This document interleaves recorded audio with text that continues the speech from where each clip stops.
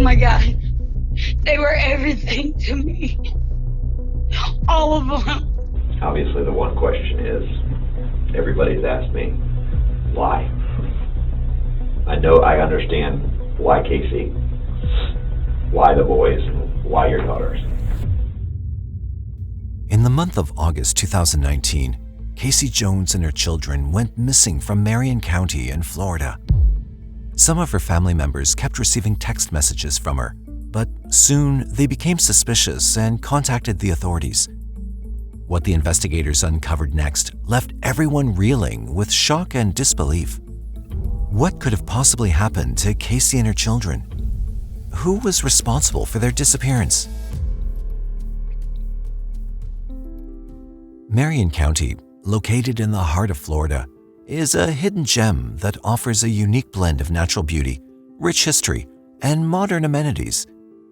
With a population of over 370,000 people, this vibrant community is known for its welcoming spirit and thriving economy. Visitors to Marion County can explore the stunning Ocala National Forest, stroll through historic downtown Ocala, or enjoy a day at one of the many nearby theme parks. The county also boasts a wide range of dining options, shopping destinations, and cultural attractions, making it the perfect destination for a weekend getaway or a long-term stay. And it's here that our story begins. Michael Jones and Casey Jones tied the knot on Halloween Day in 2017. In the same year before their wedding, they had been blessed with a beautiful baby girl whom they named Marcali. But their story didn't start there. Before they found each other, Michael and Casey had walked different paths. Michael had been married to a woman named Sarah Jones, and they had 3 children together.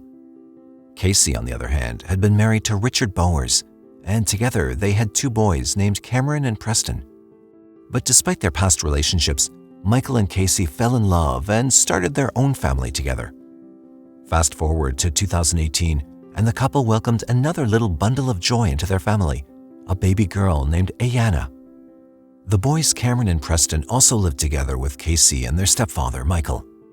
All seemed well in their cozy home on Southeast 86th Terrace in Marion County, Florida, until strange things started happening. Sometime in July 2019, Richard Bowers received a text message from his ex-wife, Casey, asking if he could watch their 2 children, 10-year-old Cameron and 5-year-old Preston. Richard agreed, and they made plans to meet at the Leesburg Mall on July 27, 2019. During their text exchange, Casey informed Richard that her husband Michael would be dropping off the boys because she was in the hospital recovering from back surgery. This wasn't Casey's first time having back surgery, so Richard didn't think much of it at the time. On the scheduled day, Richard arrived at the mall, eager to see his boys. Michael soon arrived with the boys, who were in good spirits. So then it's summer, so the boys, her boys end up going with their father for a couple weeks. So I have the girls, just me and the girls. On August 1st, 2019, Nikki Jones, who was Casey's mother, received a message from her daughter. In the message, Casey asked if Nikki could watch her 2 young children, 2-year-old Marcali and 1-year-old Ayana, for a few days. Nikki, who regularly watched the kids, happily agreed. Where are the girls at this time? They were back with me at that point. I had dropped them off at my mother-in-law's. Michael arrived with the 2 girls at Nikki's residence in DeLand, Florida. Everything seemed to be normal, and the girls were excited to spend time with their grandmother. As the days passed, Nikki received another text message from her daughter. This time, Casey said she was sick and asked if Nikki could keep the girls for a few more days. Nikki, being the doting grandmother she was, didn't hesitate to agree. As Nikki continued to look after Marcali and Ayana, she couldn't shake off the feeling that something was off with her daughter, Casey. You see, the 2 spoke every day via text message, phone call, or video chat. Nikki simply found it strange that Casey had chosen to communicate with her only through text messages. Despite her worries, she held on to hope that everything was fine. I think I had them back. And then So you get the boys back from Dad, and school starts. School's going on for about a week. Yeah. What school do they go to? I enrolled in Fruitland Park Elementary. Okay. Meanwhile, on August 10th, 2019, at approximately 1:30 p.m., Richard dropped off his two sons, Cameron and Preston, at a designated spot as agreed upon by him and Casey. Michael then picked them up. Little did Richard know this would be the last time he would see his boys alive. On August 14th, 2019, Michael arrived at his mother-in-law's house to pick up his daughters, Mercalli and Ayanna. In the days that followed, Nikki repeatedly tried to reach out to her daughter, Casey, through texts and calls. But all her efforts proved futile as the phone went straight to voicemail and she never received any response back. Richard was equally worried. On August 22nd, 2019, he tried to reach out to her to wish their son Preston a happy birthday, but all his attempts went unanswered. Friends and acquaintances also found it strange that Casey had not posted on social media recently, as she was known to be very active, posting almost every day. The last time she'd posted was on August 26, 2019, and people began to wonder what could have happened to her. By the month of September, Nikki's concern for her daughter and grandchildren had escalated to an alarming level. So on September 14, 2019, Nikki decided to take matters into her own hands and made a call to the Marion County Sheriff's Office to request a well-being check on her loved ones. In response to the request, a deputy named Chase King was dispatched to Michael and Casey's home that same day, hoping to find them safe and sound. However, upon arrival, the house appeared to be empty, and the deputy received no response when he knocked. It was as though the house had been abandoned. Chase, determined to get to the bottom of it all, approached Johnny Murphy, a neighbor who lived close by. Johnny didn't know Michael and Casey very well, but he had seen them around the neighborhood from time to time. When Chase asked Johnny if he had noticed anything strange in the area, Johnny recounted an encounter he had with a property manager only identified as Patrick 2 weeks prior. Patrick had asked Johnny to accompany him on a walkthrough of Michael and Casey's residence due to a suspicious odor emanating from the house. As they entered the house, Johnny was struck by an unbearable smell that hung thick in the air. At the time, there was still furniture and personal items within the house. As the investigation continued, Chase soon contacted Joseph Petrolino, the landlord of the property, by phone. Joseph informed the deputy that he had initiated an eviction process on Michael and Casey around the 23rd of August, 2019. However, when Joseph made contact with Casey and informed her about the eviction, she had informed him that she no longer had anything to do with Michael and asked him to contact Michael for further information. Joseph then got in contact with Michael and promptly received a text message from him stating that he was leaving the residence and would leave the key on the counter. After this, Joseph repeatedly attempted to contact Michael, but failed to reach him. After the couple left, Joseph claimed that one of his property managers had cleaned the house and made some repairs. The mystery of what happened to Michael, Casey, and her 4 children only continued to deepen. Soon, another officer, Sergeant Micah Moore, arrived on the scene to join Chase. Together, they entered the house, but not before being granted access by the landlord, Joseph. As they opened the door and stepped inside, the overwhelming stench of decomposition hit them like a brick wall. The officers immediately recognized the smell from their previous experience with decaying human or animal remains. As they walked through the home, the officers noticed that it was entirely vacant, except for the kitchen appliances. All right, and the whole property was cleaned out, correct? Did you have a cleaning crew come in and clean up, or did you just have a guy do it? So I'm going to plead the fifth on that. Okay. They also detected the unmistakable scent of decomposition mixed with the smell of cleaning supplies. It appeared that new floors and baseboards had also recently been installed in some areas of the house. Did the guy that you had clean up, did he tell you he put some fans in all the rooms and have like little fans running? Yeah, because it smelled. Okay. Do you know what he used to clean up with? Did he tell you? Their search was, however, cut short when Joseph, for some reason, requested them to leave the residence. They had no choice but to comply. Alright, officer, I think that's it. I think I'm gonna ask you guys to leave. Okay, well, we're walking right out the front door right now. Following this, the Major Crimes Unit was quickly called in, and more officers raced to the scene. It was apparent that something was terribly amiss, and they were resolute in their determination to find out what it was.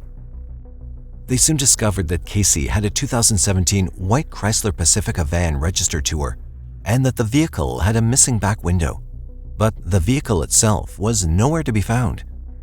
As the circumstances surrounding the disappearance of Casey and the children were highly concerning, the officers entered them into the missing persons database and alerted their fellow officers to be on the lookout for the white van with the missing back window. In the early morning of September 15, 2019, detectives were still hard at work trying to piece together the whereabouts of Michael, his wife Casey, and their children. Their first attempt was to contact Michael via phone, but unfortunately, the call went straight to an error message, indicating that the caller was unreachable. Undeterred, the detectives continued their investigation, and at around 10:16 a.m. that same day, they reached out to Michael's ex-wife, Sarah Jones. They conducted a phone interview with her, hoping to gather any information that could lead them to the missing family. During the interview, Sarah revealed that she'd last seen Michael and Casey on Friday, September 13, 2019, between 5:30 p.m. and 6 p.m. at a McDonald's on Reed Street in Palatka, Florida. She'd met with Michael for a child visit. Casey had, however, stayed behind in their white Chrysler Pacifica. Sarah further noted that Michael and Casey appeared to be in good health. However, Sarah claimed that she did not see any of the couple's children on that day. When detectives asked if there was any other way to locate the family, Sarah replied that she had no idea where they could be. With this, the phone interview with Sarah came to an end. The detectives quickly realized that they needed to verify Sarah's statement. They then tasked Detective Simpson with responding to the McDonald's in Palatka to get the video surveillance from the interaction between Sarah and Michael. However, by noon of that same day, Detective Simpson reported that he had done an in-depth review of the footage from the date and time Sarah claimed to see Michael and Casey, but he'd been unable to locate the white family van in the footage. Detectives then attempted to reach Sarah again, but were unable to get through to her. It wasn't until about 2:17 p.m. on September 15th when they received a voicemail from Sarah that altered her initial statement. Sarah revealed in the voicemail that she had not seen Casey on September 13th, 2019, but she maintained that she was in contact with Michael at the McDonald's as initially described. Detectives were stumped by Sarah's changing statements. They soon got on the phone with her again, and she repeated what she'd said in the voicemail. Sarah was then informed that a detective was present at the McDonald's and would be calling her for more details about her interaction there. Moments later, it was reported by Detective Simpson, who met up with Sarah, that she completely retracted her previous statement entirely and denied ever being at the McDonald's with Michael on Friday the 13th of September 2019. With this, detectives were now more suspicious than ever. They knew they couldn't trust anything Sarah said, and they had to find another way to uncover the truth. They also couldn't help but wonder what she was hiding. At 2:17 p.m. on September 15th, 2019, the detectives also conducted a phone interview with Connie LeClaire, Michael's mother. Mrs. LeClaire revealed that Sarah, Michael's ex-wife, had informed her that she'd last seen Michael and Casey on Friday, September 13th, 2019. In a startling revelation, Mrs. LeClaire stated that she had a text conversation with her son on that same Friday, and he confirmed that both he and Casey were in good health. He even mentioned that they were planning a trip to Kentucky to visit Casey's family.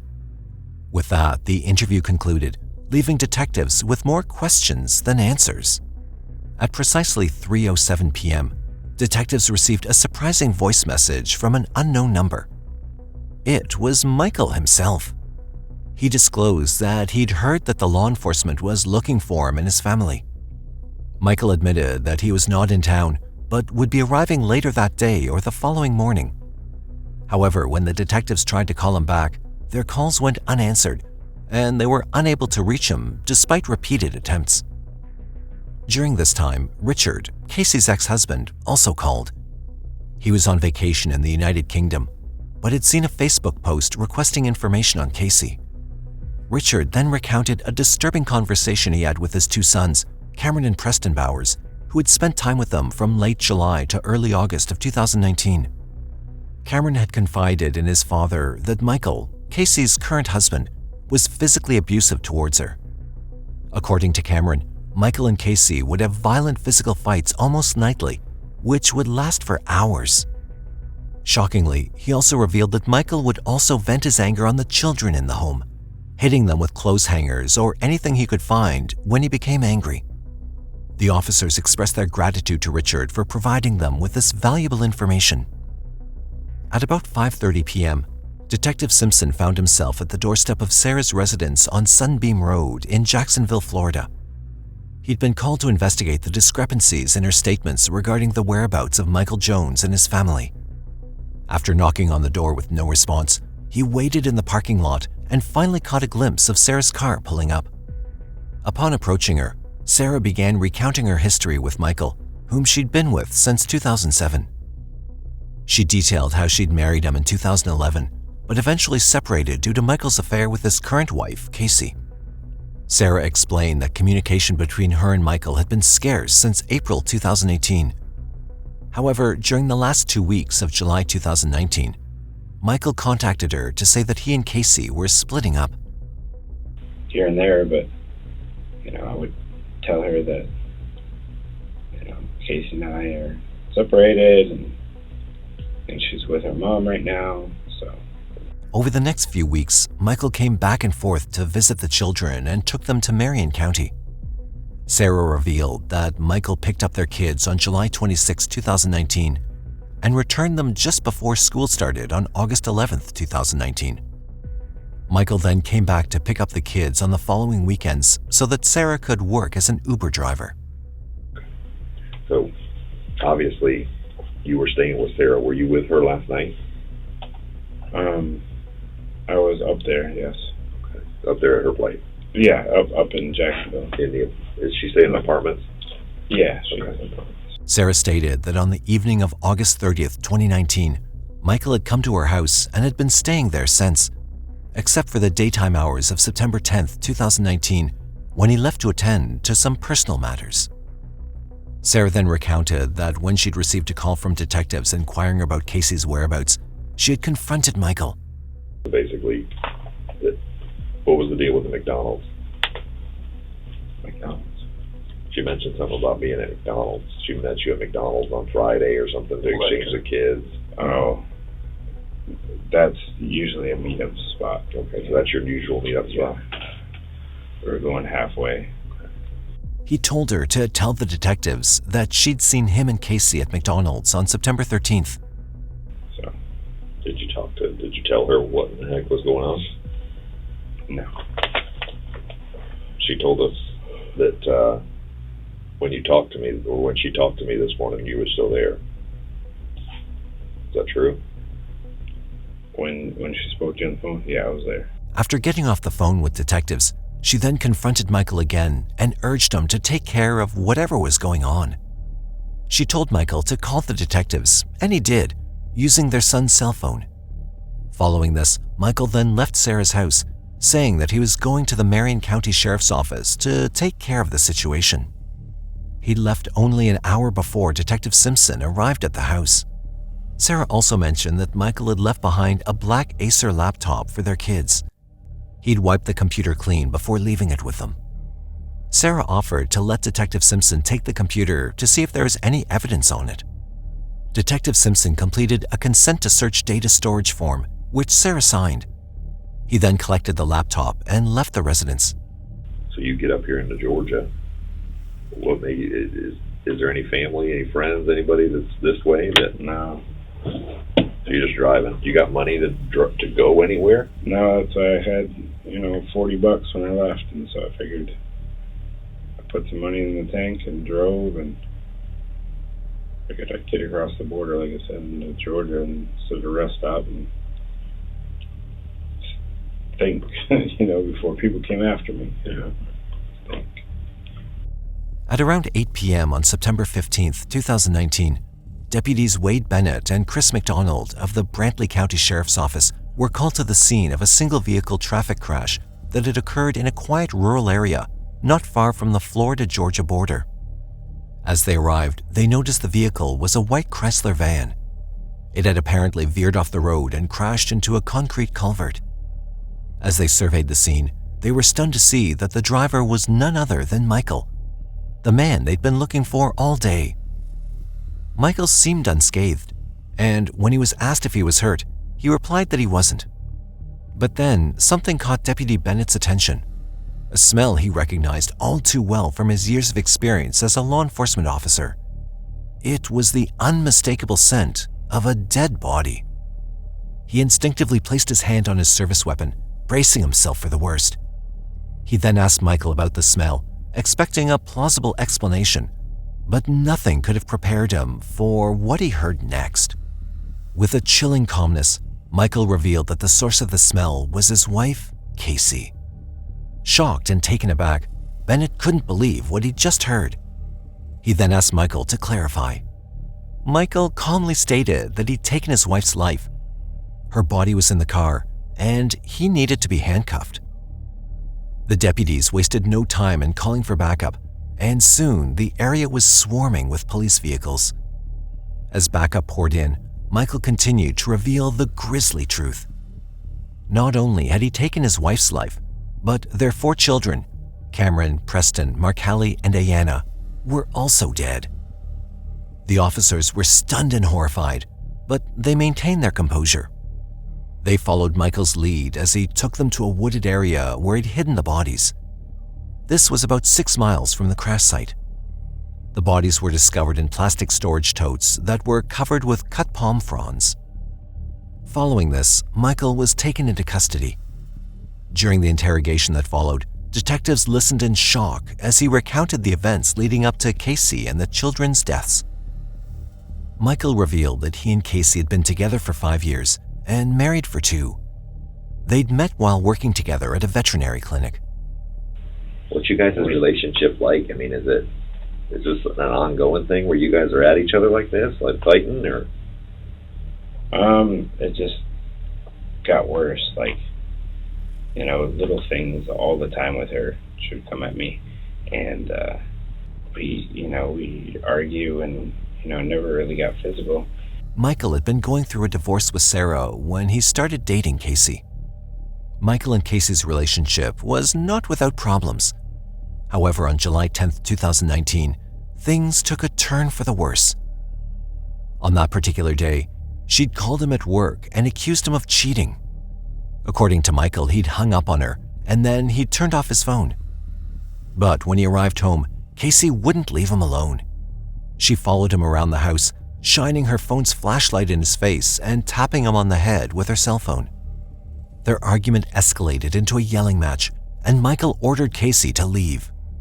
But Casey picked up a metal baseball bat. She actually reached, we have a recliner in the living room, reached and grabbed after the bat, and kind of,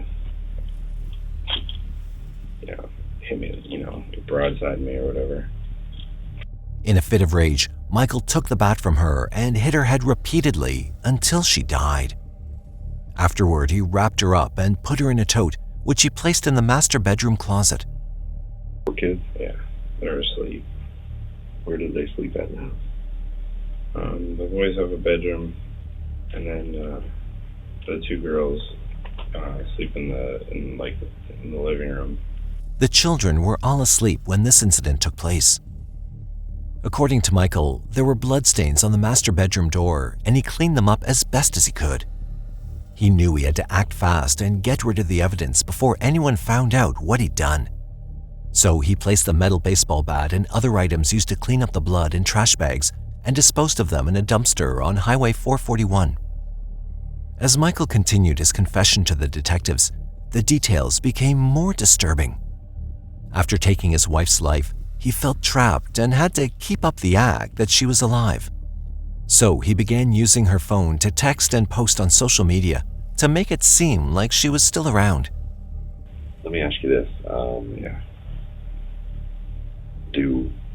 does Nikki and her sisters and everybody start calling? What's going on with the phone? I know she's got a phone, right? Yeah, she had a phone, so I had her phone for a while, and I would text and pretend to be Casey. And It was a twisted game that became all too real. The detectives asked Michael if he could have walked away from the argument with Casey before it escalated, and he replied that he could have. However, he chose to stay and let things spiral out of control. Michael also admitted to facilitating the drop-off and pickup of Cameron and Preston Bowers to their father, Richard. The boys had been with their father for 2 weeks, and Michael confirmed that he later picked them up from his father in Leesburg. He also confirmed dropping off his 2 daughters, Mercalli and Ayanna Jones, at their grandmother's house and picking them up at a later date. As Michael Jones continued his chilling confession, he revealed the gruesome details of how he'd taken the lives of all 4 children. He began by recounting how he went for Cameron first. It was late at night when Michael entered the children's bedroom and pulled Cameron off his bed, choking him with his bare hands. As Cameron struggled and kicked, Michael pressed his knee into his chest, tightening his grip until the boys stopped moving. When it was over, Michael stuffed Cameron's lifeless body into a suitcase and placed it in the corner of the east bedroom. The following night, Michael took Preston's life. His hands were sore from the previous night's struggle with Cameron, so he thought of a new approach. He went to the guest bathroom and turned on the tap. He stopped the water from draining out of the bathtub with a washcloth. Following this, he quietly crept into the children's bedroom where Preston was sleeping soundly. He grabbed a zip tie and looped it around Preston's neck, pulling tight until he was gasping for air. Michael then dragged Preston into the bathroom and shoved his face into the bathtub, pressing down until he stopped struggling. After Preston died, he placed his body into a trash bag and left him in the bathroom for several days. He later placed him into a tote. He also used kitty litter to soak up the bodily fluids that came from the decomposing bodies. I don't know what day it was, but I was actually down up by the city hall looking down at the police department, which I believe is Marion County Police Department. Okay. I sat there for several hours with my daughters. Days after taking the lives of his 2 boys, Michael found himself in Bellevue City Hall with his 2 daughters, contemplating his next move. He spent hours sitting there, staring at the Bellevue Police Department, debating whether to turn himself in or wait for someone to contact him. So then you're answering text messages back and forth, and Yeah, so that's tough, man. and I trashed her phone. But fear had a grip on him, and he couldn't gather the courage to surrender to the authorities. He broke Casey's cell phone and tossed it in the trash before aimlessly driving around for hours. When he finally returned home, the darkness in him had taken hold, and he decided to end the lives of his 2 little girls. Michael filled the bathtub with water and went to get Mercalli, who was still awake. He took her into the bathroom and held her underwater until she stopped struggling. And then he did the same thing to Ayanna on the same day, taking her young life as well. Both girls were placed into the same tote. Michael continued by saying that at the end of August or beginning of September 2019, he'd loaded all of the dead bodies, which he previously placed into totes, into the family's van. He also used cleaners, mothballs, and fly spray in the van to try to mask the putrid smell of the decomposing bodies. As the interrogation continued, Michael revealed that he'd lied to his ex-wife, Sarah, about his relationship with Casey. He'd convinced her that they'd separated, but in reality, he'd taken her life along with those of their 4 children. But even more unsettling was his admission that he'd coached Sarah on what to say to the authorities when they called her on September 15th, 2019. Did she talk to you? Did you tell her what to say to me, or? You've seen me or whatever, you've seen Casey, you've seen everybody, So yeah, I guess I did tell her. However, he admitted to the detectives that Sarah had no knowledge of the murders and was not involved in any way.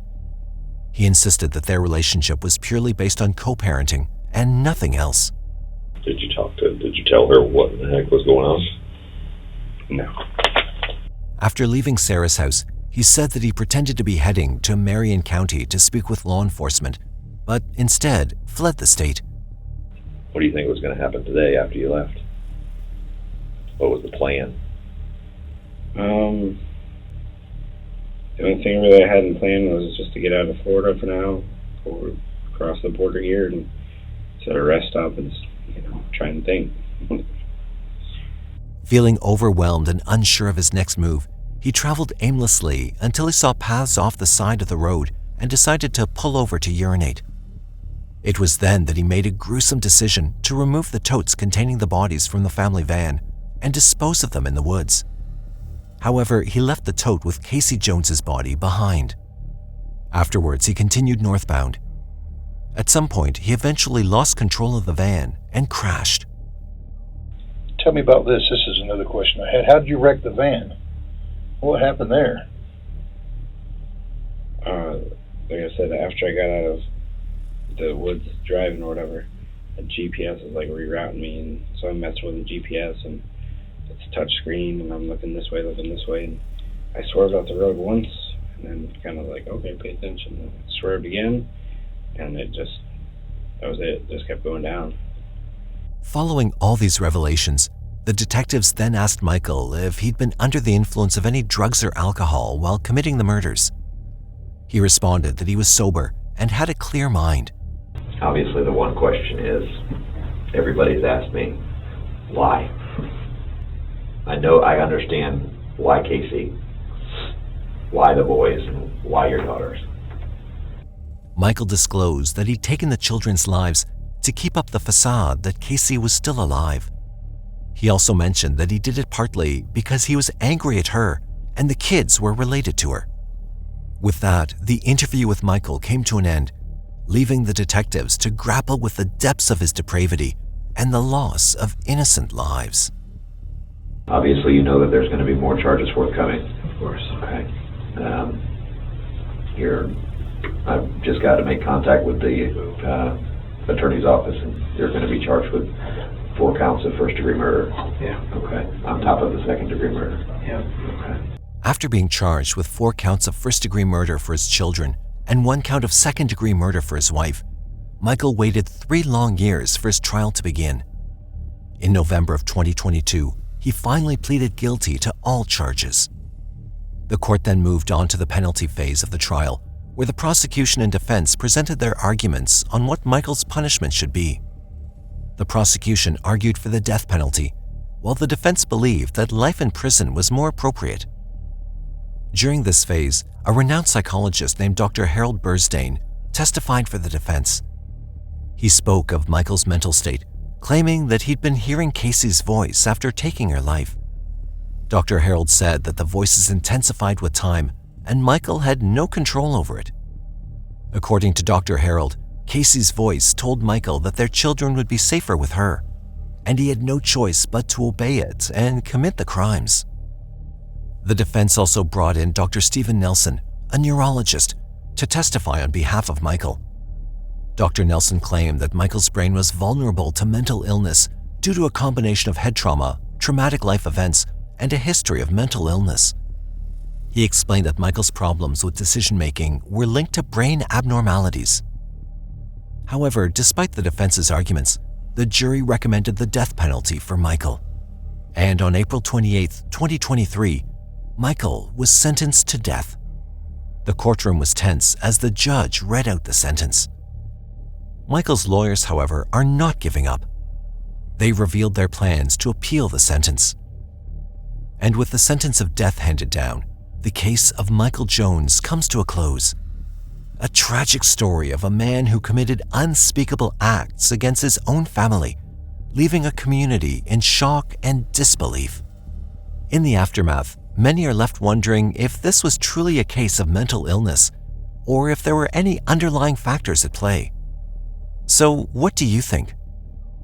Was Michael's case a tragic result of a vulnerable mind, or was something else driving his actions? Let us know your thoughts in the comment section.